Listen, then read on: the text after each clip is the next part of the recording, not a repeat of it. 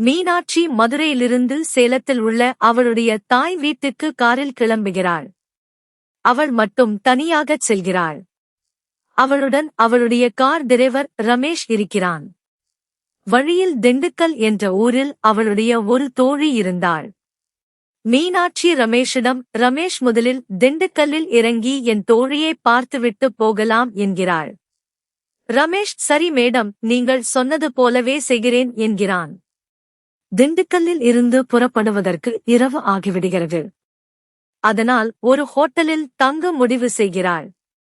மீனாட்சி ரமேஷிடம், ரமேஷ், இரவு நேரத்தில் பயணம் செய்வது நல்லதல்ல. இன்று இரவு நாம் ஒரு ஹோட்டலில் தங்குவோம். நாளை காலை பயணத்தை தொடருவோம் என்கிறாள். ரமேஷ், சரி மேடம்.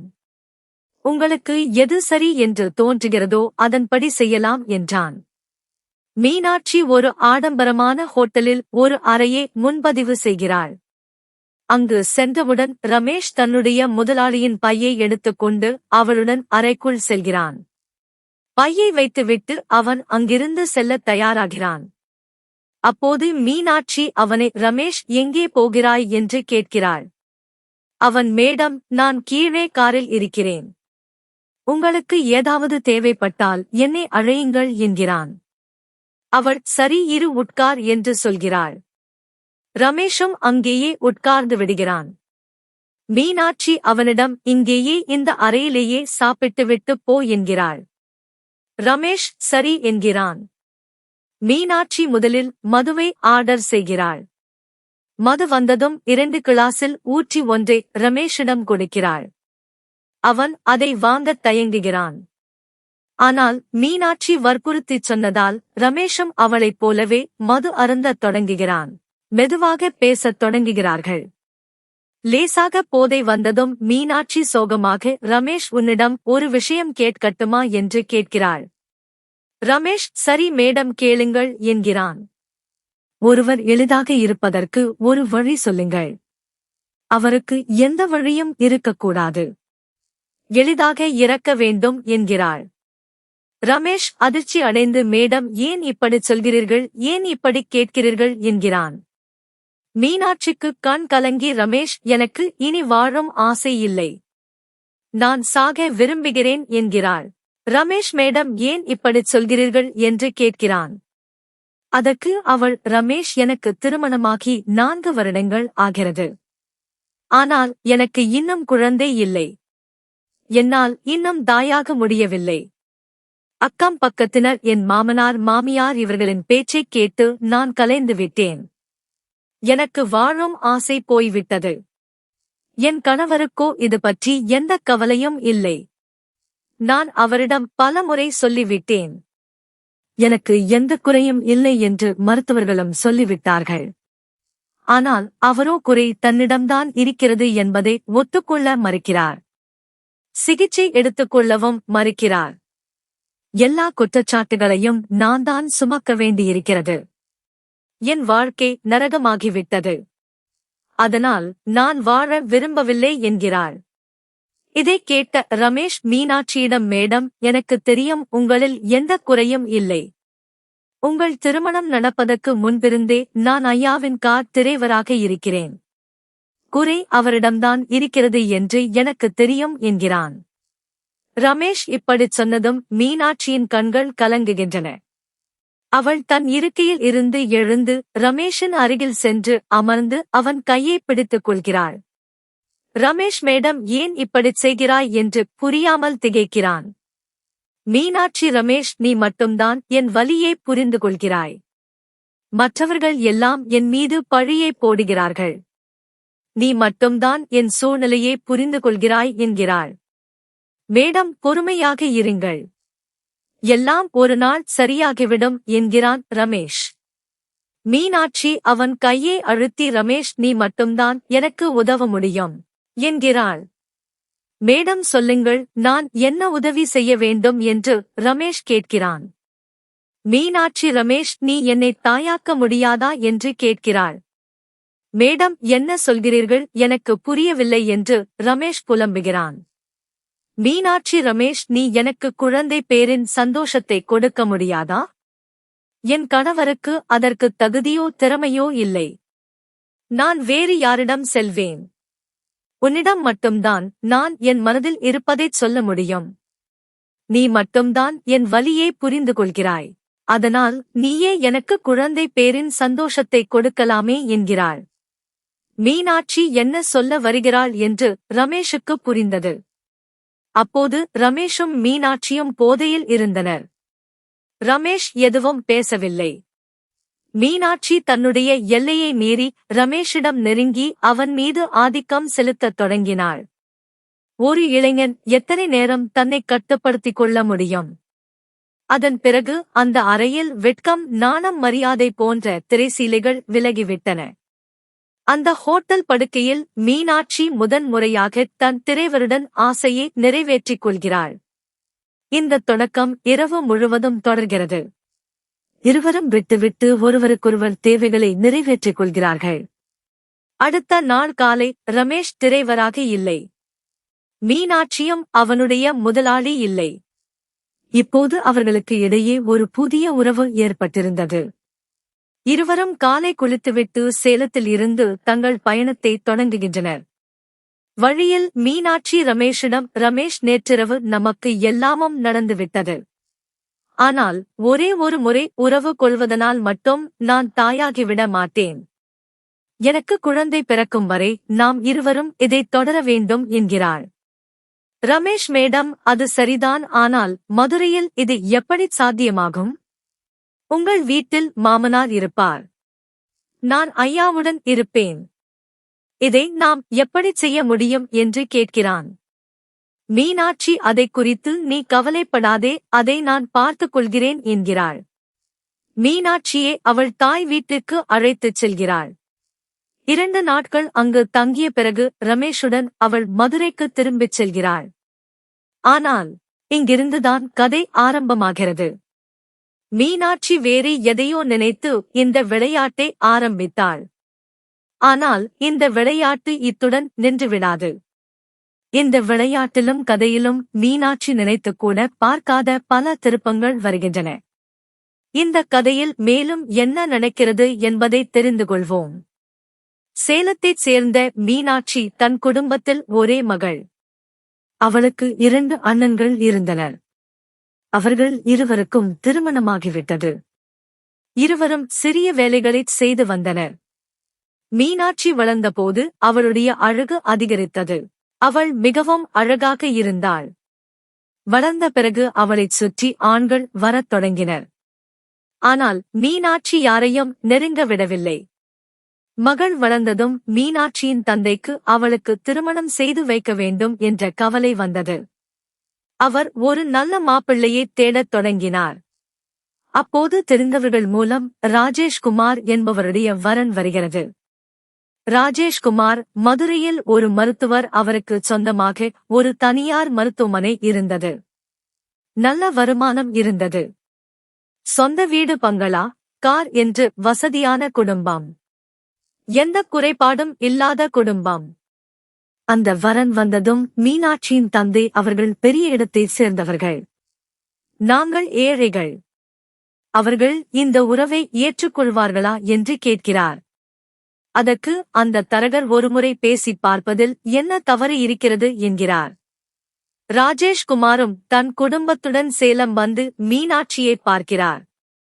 மீனாட்சி மிகவும் அழகாக இருந்ததால் பார்த்ததும் அவளுக்கு எந்த மறுப்பும் சொல்லாமல் உடனே திருமணம் செய்து கொள்ளச் சம்மதிக்கிறார்.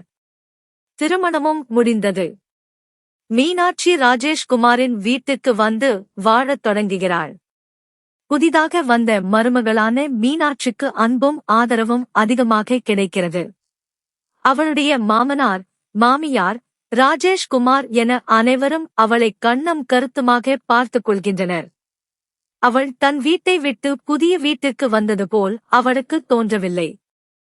எல்லாம் நன்றாக நடந்து கொண்டிருந்தது. 1 வருடம் ஆனதும் அவளுடைய மாமியார் தன் மருமகள் கர்ப்பமாகி தன் வீட்டில் குழந்தையின் அழுகுரல் கேட்கும் என்று எதிர்பார்க்கத் தொடங்கினார். ஆனால் 2 வருடங்கள் கடந்த பிறகும் அப்படி ஒரு நல்ல செய்தி கிடைக்கவில்லை. அப்போது அக்கம் பக்கத்து பெண்கள் அவளுடைய மாமியாரிடம் இது பற்றி பேசத் தொடங்கினர். அதற்கு அவள் குழந்தைகளுக்கு விளையாடச் சாப்பிட நிறைய நாட்கள் இருக்கிறது. அவ்வளவு அவசரம் என்ன? எல்லாம் மெதுவாக நடக்கும் என்று சொல்லி அவர்களை அனுப்பிவிடுகிறார். 3 வருடங்கள் கடந்ததும் அவர்களுக்கு குழந்தை பிறக்காததால் அவளுடைய மாமியாருக்கும் கவலை ஏற்படத் தொடங்கியது. இப்போது அவள் இது பற்றி தன் மருமகள் மற்றும் மகனிடம் பேசத் தொடங்கினார். மீனாட்சிக்கு அனைத்து பரிசோதனைகளும் செய்யப்படுகின்றன. ஆனால் அவளுடைய அனைத்து பரிசோதனை முடிவுகளும் இயல்பாகவே இருந்தன. மீனாட்சிக்கு எந்த குறைபாடும் இல்லை. அந்த பெண் மருத்துவர் மீனாட்சி முன்னிலையில் ராஜேஷ்குமாரின் மருத்துவ பரிசோதனையை செய்து கொள்ளும்படி ஆலோசனை கூறுகிறார். ஆனால் ராஜேஷ்குமாரின் ஆணவம் அதற்கு தடையாக இருந்தது.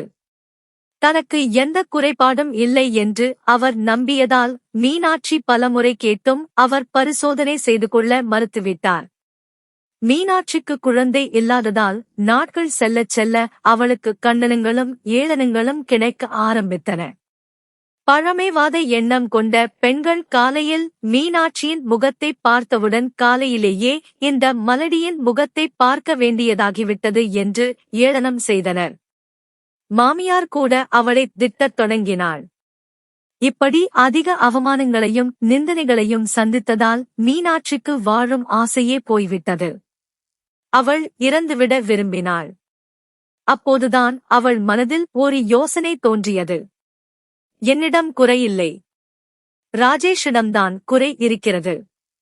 ஒருவேளை நான் தாயாகிவிட்டால் என் அனைத்து பிரச்சனைகளுக்கும் ஒரு தீர்வு கிடைக்கும்.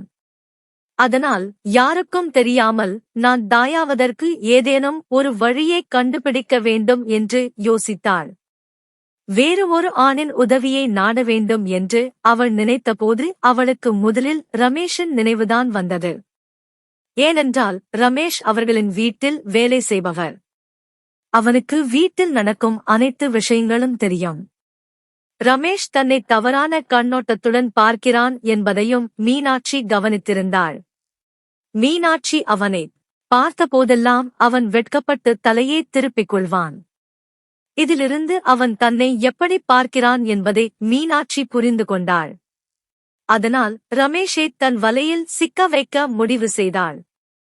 அதனால்தான் அன்று திண்டுக்கல்லில் அதிக நேரம் செலவழித்து சேலம் வருவதற்குள் இரவு ஆகும்படி பார்த்துக் கொண்டாள். ஒரு ஹோட்டலில் தங்கி ரமேஷை மயக்கி தன் வேலையை வெற்றிகரமாக முடித்துக் கொண்டாள். அங்கு ரமேஷுடன் அவள் உறவு கொண்டாள். மதுரைக்கு திரும்பிய பிறகு மீனாட்சிக்கு வெளியில் சென்று வருவதற்கு எந்த கட்டுப்பாடுகளும் இல்லை. அவள் ஒரு ஹோட்டலில் ஏற்பாடு செய்து சந்தர்ப்பம் கிடைக்கும்போதெல்லாம் அங்கு செல்வாள். ரமேஷை வரவழைத்து தன் தேவையை நிறைவேற்றிக் கொள்வாள். இப்படி 1 வருடம் கடந்துவிட்டது. திருமணம் முடிந்து 5 வருடங்கள் ஆகிவிட்டன. மீனாட்சி ரமேஷுடன் 1 வருடம் தொடர்ந்து உறவு கொண்டாள். மீனாட்சி ரமேஷை ஒரு கருவியாக மட்டுமே பயன்படுத்தி தன்னுடைய கர்ப்பத்தை உறுதி செய்ய விரும்பினாள். ஆனால் இந்த 1 வருட காலத்தில் மீனாட்சி மற்றும் ரமேஷ் இருவரும் ஒருவருக்கொருவர் மிகவும் நெருங்கி ஒருவருக்கொருவர் காதலித்துவிட்டனர். ரமேஷும் மீனாட்சியிடம், நான் உங்களை திருமணம் செய்து கொள்ள விரும்புகிறேன். என்னிடம் பெரிய அளவில் பணம் இல்லை என்றாலும் டாக்டர் ராஜேஷ்குமாரை விட உங்களை நான் மகிழ்ச்சியாக வைத்திருப்பேன் என்று கூறுகிறான். இதைக் கேட்ட மீனாட்சி ரமேஷின் காதலில் மூழ்கிச் சமூக நியதிகளையும் மரியாதைகளையும் மறந்து கணவர் மற்றும் வீட்டை விட்டு ரமேஷுடன் செல்ல தயாராகிவிடுகிறாள். ரமேஷ் ஒரு திட்டத்தை வகுத்து ஒருநாள் மீனாட்சியை அழைத்துக் கொண்டு தப்பித்து அவனுடைய நண்பன் ஒருவன் வசித்த பெங்களூருக்குச் செல்கிறான். அங்கே அவனுடைய நண்பன் உதவியுடன் அதே பகுதியில் வாடகைக்கு ஒரு அறையை எடுத்து மீனாட்சியுடன் வாழத் தொடங்குகிறான். ரமேஷ் ஒரு டிரைவர் என்பதால் பெங்களூரில் ஒரு நிறுவனத்தில் டிரைவர் வேலை தேடி அங்கு வேலை செய்யத் தொடங்குகிறான். அவனுடைய நண்பனின் மனைவி லதா மதியம் ஓய்வு நேரத்தில் மீனாட்சியுடன் பேச வருவாள். அவர்கள் இருவரும் நல்ல நண்பர்களாகிவிட்டனர். ஒரு நாள் அவர்கள் பேசிக் கொண்டிருக்கும்போது லதா ஒரு உண்மையை மீனாட்சியிடம் கூறுகிறாள். அதைக் கேட்டதும் மீனாட்சி நிலைகுலைந்து போகிறாள். லதா, நீ யாரை நம்பி இங்கு வந்திருக்கிறாய் என்று உனக்குத் தெரியுமா? ரமேஷுக்கு ஏற்கனவே திருமணமாகி 2 குழந்தைகள் இருக்கிறார்கள் என்று கூறுகிறாள். இதைக் கேட்ட மீனாட்சி தன் முடிவுகளை நினைத்து வருத்தப்படுகிறாள். ரமேஷ் தன்னை ஏமாற்றிவிட்டான் என்று அவள் புரிந்து கொள்கிறாள். ரமேஷ் வீடு திரும்பியதும் மீனாட்சி அவனிடம் கேள்வி கேட்கத் தொடங்குகிறாள். மீனாட்சிக்கு உண்மை தெரிந்துவிட்டது என்று புரிந்து கொள்கிறான். அவன் அவளைச் சமாதானப்படுத்த முயல்கிறான். ஆனால் மீனாட்சி மிகுந்த கோபத்தில் இருந்தாள். ரமேஷ், நான் உன்னிடம் திருமணம் ஆனவன் என்ற உண்மையை மறைத்துவிட்டேன். ஆனால் நான் உன்னிடம் நான் திருமணம் ஆகாதவன் என்று சொன்னதில்லை. நீ அதைத் தவறாக புரிந்து கொண்டாய். நடந்ததை மறந்துவிடு. நான் உன்னை நேசிக்கிறேன். நான் உன்னுடன் இருக்க விரும்புகிறேன். என் மனைவியை விவாகரத்து செய்துவிடுகிறேன் என்று சொல்கிறான். அதற்கு மீனாட்சி, நான் இப்படி உன்னுடன் வாழ விரும்பவில்லை. இதன் பொருள் நான் உன்னுடைய காமக்கிழத்தியாக இருக்கிறேன். நான் அப்படி இருக்க விரும்பவில்லை. நீ என்னை திருமணம் செய்து கொள்ள வேண்டும் என்று கூறுகிறாள். அதன் பிறகு இருவரும் பெங்களூரில் ஒரு நீதிமன்ற திருமணம் செய்ய முடிவு செய்து அதையும் முடித்துக் கொள்கிறார்கள். மீனாட்சி நீதிமன்ற திருமணம் செய்து கொண்டாலும் அவளுடைய மனசாட்சி அதை ஏற்க மறுத்தது. ஏனென்றால் இந்த திருமணம் சட்டத்திற்கு புறம்பானது. ஒரு வழியாக சில ஏற்பாடுகளைச் செய்து அவர்கள் திருமணம் செய்து கொண்டாலும் ரமேஷுக்கு ஏற்கனவே திருமணமாகி 2 குழந்தைகள் இருப்பதை அவள் அறிவாள். எனவே இந்த திருமணம் ஒரு திருமணம் அல்ல என்று அவளுக்குத் தெரியும். ஆனால் அவளால் வேறு என்ன செய்ய முடியும்? அவளுடைய மாமனார் மாமியார் வீட்டு வாசல் அவளுக்காக எப்போதும் மூடப்பட்டுவிட்டது. அவர்கள் அவளைத் தேட முயற்சி கூட செய்யவில்லை. அவளுடைய தாய் வீட்டிற்கும் விஷயம் தெரிந்துவிட்டது. அவர்களும் அவளுடன் இருந்த உறவை முறித்துக் கொண்டனர். இப்போது மீனாட்சிக்கு வேறு வழி இல்லை. மீனாட்சி பெங்களூரில் வாழத் தொடங்கியபோது வீட்டில் இருப்பது சலித்துப் போனதால் அவள் ஏதாவது வேலை செய்ய நினைத்தாள். அவள் அழகு கலைஞராக பயிற்சி எடுத்துக்கொண்டு அதில் மிகத் திறமையாகி ஒரு பெரிய அழகு நிலையத்தின் வேலையை பெற்றாள். அவளும் வேலை செய்யத் தொடங்கினாள். அவளுக்கும் வருமானம் வரத் தொடங்கியதும் அவளுடைய தன்னம்பிக்கை அதிகரித்தது. ஆனால் அவள் ரமேஷுடன் வந்து எடுத்த முடிவு அவளை உள்ளுக்குள் உறுத்திக் கொண்டிருந்தது. ரமேஷுடன் தன் எதிர்காலம் பாதுகாப்பாக இல்லை என்று அவளுக்கு தோன்றியது. இந்த உறவு எவ்வளவு காலம் நீடிக்கும் என்று அவளுக்கு தெரியவில்லை. ஒரு காலத்தில் டாக்டர் மனைவியாக ஒரு பெரிய பங்களாவில் வசதியாக வாழ்ந்தவள் இப்போது ரமேஷால் ஒரு சிறிய அறைக்கு கொண்டு வரப்பட்டு ஒரு சாதாரண டிரைவரின் மனைவியாக வாழ வேண்டிய நிலை ஏற்பட்டது. இப்படி எல்லாம் போய்க் கொண்டிருக்கும்போது மீனாட்சி வேலை செய்யும் அழகு நிலையத்துக்கு எப்போதும் ஒருவன் வருவது வழக்கம். அவன் பெயர் அர்ஜுன். அவன் ஒரு வியாபாரி, திருமணம் ஆகாதவன். அவன் மீனாட்சியை பார்த்து அவளை பிடித்துப் போக அவளுடன் பேசத் தொடங்கினான். மீனாட்சியும் அவனுடன் பேச இருவருக்கும் இடையே செல்போன் எண்கள் பரிமாறப்பட்டன. அதன் பிறகு இருவரும் செல்போனில் பேசிக்கொள்ளவும் சேட் செய்யவும் தொடங்கினர். மெல்ல மெல்ல இருவரும் நண்பர்களாகி மீனாட்சி அர்ஜுனை வெளியில் சந்திக்கவும் தொடங்கினாள். வெளியில் சந்தித்துக் கொண்டிருந்த போது இருவரும் மிகவும் நெருங்கிவிட்டனர். ஒரு நாள் அர்ஜுன் அவளை ஒரு ஹோட்டலுக்கு அழைத்துச் சென்றான். அங்கே இருவருக்கும் இடையே உறவு ஏற்பட்டது. மீனாட்சிக்கு திருமணமாகிவிட்டது என்று அர்ஜுனுக்குத் தெரியும். ஆனால் அவள் ஒரு கணவனை விட்டு இன்னொருவனுடன் ஓடி வந்திருக்கிறாள் என்று அவனுக்குத் தெரியாது. அவளை ஓடி வந்த டிரைவர்தான் அவளுடைய கணவன் என்று நினைத்துக் கொண்டான். அர்ஜுன், நீ ரமேஷை விட்டுவிடு, நான் உன்னை திருமணம் செய்து கொள்ள தயாராக இருக்கிறேன் என்றான். இப்போது மீனாட்சிக்கு அர்ஜுனை மிகவும் பிடித்துப் போனது. ரமேஷுடன் தன் எதிர்காலம் ஆபத்தில் இருப்பதாக அவள் உணர்ந்தாள். அர்ஜுன் கிடைத்ததும் அவளுக்கு சிறகுகள் முளைத்துவிட்டன. அவள் ரமேஷை விட்டுவிட முடிவு செய்தாள். ரமேஷ் சில நேரங்களில் வீட்டுக்கு வரும்போது மீனாட்சி வீட்டில் இருக்க மாட்டாள். வீட்டுக்கு எப்போதும் பூட்டு தொங்கிக் கொண்டிருக்கும். மீனாட்சி வந்ததும் ரமேஷ் அவளை கேள்வி கேட்டான். ஆனால் அவள் சரியான பதிலைச் சொன்னதில்லை. ரமேஷுக்கும் மீனாட்சி வேறு ஒருவனுடன் உறவு வைத்திருக்கிறாள் என்று புரிந்தது. மீனாட்சி தன் கையை விட்டுப் போய்விடுவாள் என்று அவனுக்குத் தோன்றியது. ஆனால் அவன் அதை ஏற்றுக்கொண்டாலும் அவளை விட்டுவிட மனமில்லாமல் இருந்தான். மீனாட்சியை ரமேஷால் கட்டுப்படுத்த முடியவில்லை. அவளுடைய உறவு யாரோடு இருக்கிறது என்று அவனுக்குத் தெரியவில்லை. சில நாட்கள் கழித்து லதா ரமேஷின் வீட்டுக்கு வந்தபோது கதவில் பூட்டு தொங்கிக் கொண்டிருப்பதைக் கண்டாள். ரமேஷையும் மீனாட்சியையும் காணவில்லை. மீனாட்சியின் செல்போனும் ரமேஷின் செல்போனும் அணைத்து வைக்கப்பட்டிருந்தன. எங்கு போய்விட்டார்கள் என்று தெரியவில்லை என்று அவள் நினைத்தாள். 2 நாட்கள் கழித்து ரமேஷின் வீட்டில் இருந்து ஒரு விசித்திரமான துர்நாற்றம் வீசியது. அந்த துர்நாற்றம் தாங்க முடியாததாக மாறியதும் பக்கத்து வீட்டார் ரமேஷுக்கும் மீனாட்சிக்கும் தொடர்ந்து போன் செய்து பார்த்தனர். ஆனால் இருவருடைய போன்களும் அணைத்து வைக்கப்பட்டிருந்தன. இந்த விஷயம் லதாவுக்கும் அவருடைய கணவனுக்கும் தெரிந்ததும் அவர்களும் அங்கு வந்து பார்த்தனர். துர்நாற்றம் மிகவும் அதிகமாக இருந்தது. பக்கத்து வீட்டார் போலீசுக்கு தகவல் கொடுத்தனர். போலீசார் வந்ததும் பூட்டை உடைத்து உள்ளே சென்றனர். அப்போது துர்நாற்றம் மிகவும் அதிகமாக இருந்தது. உள்ளே சென்று பார்த்தபோது ஒரு பெண்ணின் உடல் அழுகிய நிலையில் கிடந்தது. இதைக் கண்ட அனைவரும் அதிர்ச்சியில் உறைந்து போயினர். லதாவையும் அவளுடைய கணவரையும் அழைத்து அந்த உடலை அடையாளம் காணச் சொன்னார்கள். அது வேறு யாரும் அல்ல, மீனாட்சியின் உடல்தான். போலீசார் அவளிடம், இவள் யார்? யாருடன் இங்கே இருந்தாள் என்று கேட்டனர். அதற்கு லதாவும் அவளுடைய கணவனும், இவள் பெயர் மீனாட்சி, ரமேஷின் மனைவி. அவர்கள் இருவரும் மதுரையில் இருந்து வந்து சில மாதங்களாக இங்கே கணவன் மனைவி போல் வாழ்ந்து வந்தனர். இவர்களுக்கு இங்கே நீதிமன்ற திருமணமும் நடந்தது என்று கூறினர். ரமேஷின் போன் தொடர்ந்து அணைத்து வைக்கப்பட்டிருந்தது. போலீசார் ரமேஷின் போன் நம்பரை கண்காணித்து அவனுடைய அழைப்பு பதிவுகளையும் சோதித்தனர். வீட்டில் சோதனை நடத்தியபோது மீனாட்சியின் தாய் வீட்டாரின் முகவரி அடங்கிய சில ஆவணங்கள் கிடைத்தன. அவர்களுக்கு தகவல் தெரிவிக்கப்பட்டதும் அவர்களும் அங்கு வந்து சேர்ந்தனர்.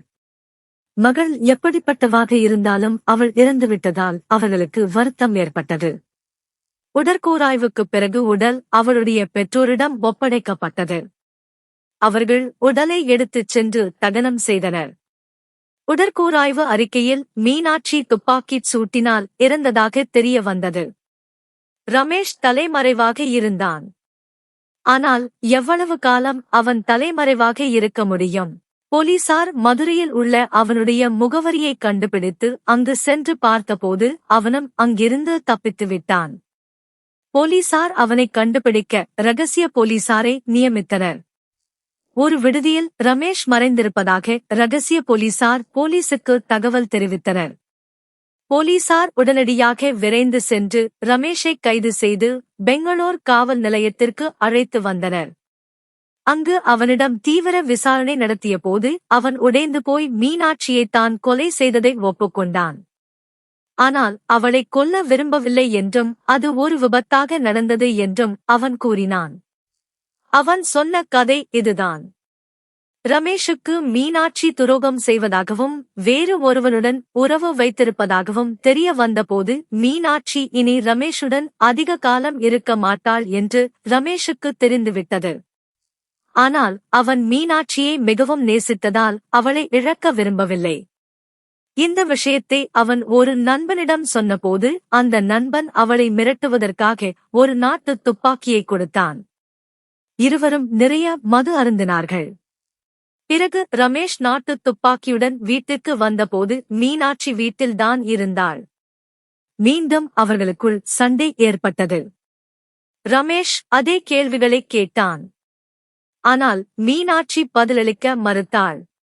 அப்போது ரமேஷ் போதையில் இருந்ததால் கோபத்தில் மீனாட்சியை மிரட்ட நாட்டு துப்பாக்கியை எடுத்து அவளை நோக்கி நீட்டினான்.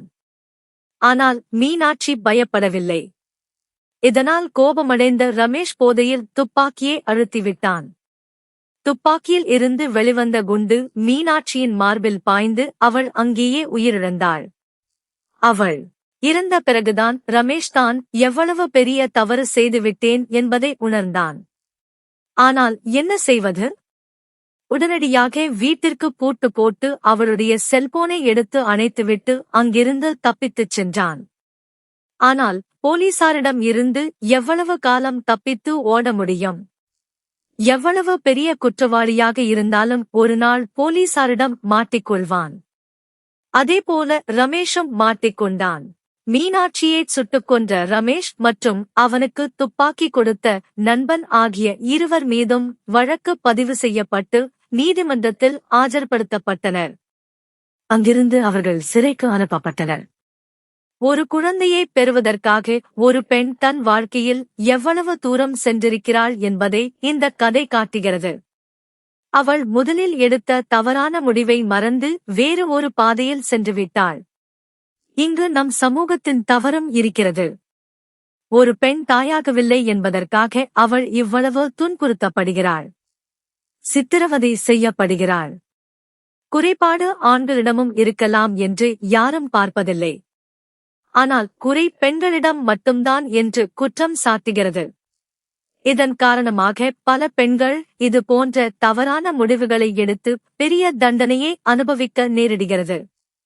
நண்பர்களே, இந்த கதையைச் சொல்வதன் நோக்கம் யாரையும் வருத்தப்பட வைப்பதோ காயப்படுத்துவதோ அல்ல, மாறாக உங்களை விழிப்புடன் இருக்கச் செய்வதுதான். நன்றி.